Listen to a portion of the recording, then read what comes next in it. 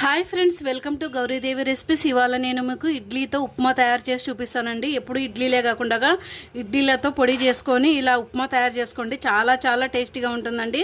దీనికి కావాల్సిన పదార్థాలు తయారు చేయ విధానము: ఒక ఉల్లిపాయ పెద్దది కట్ చేసి పెట్టుకున్నానండి. ఒక 5 వరకు పచ్చిమిర్చి తీసుకొని కట్ చేసి పెట్టుకున్నాను. కరివేపాకు తీసుకుంటున్నాను.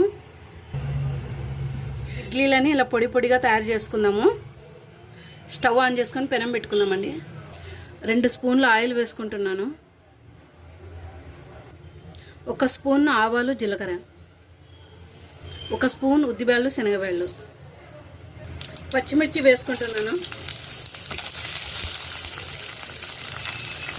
1 ఎండుమిర్చి తరిగి వేసుకుంటున్నాను. కొంచెం కరివేపాకు, ఉల్లిపాయలు వేసుకుంటున్నాను. మంటని సిమ్లో ఉంచుకొని మగ్గించుకోవాలి.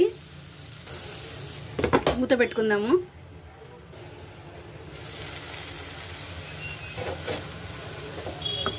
మగ్గినాయండి ఉల్లిపాయలు. రుచికి తగ్గట్టు సాల్ట్ వేసుకుందాము. పసుపు వేసుకుంటున్నానండి.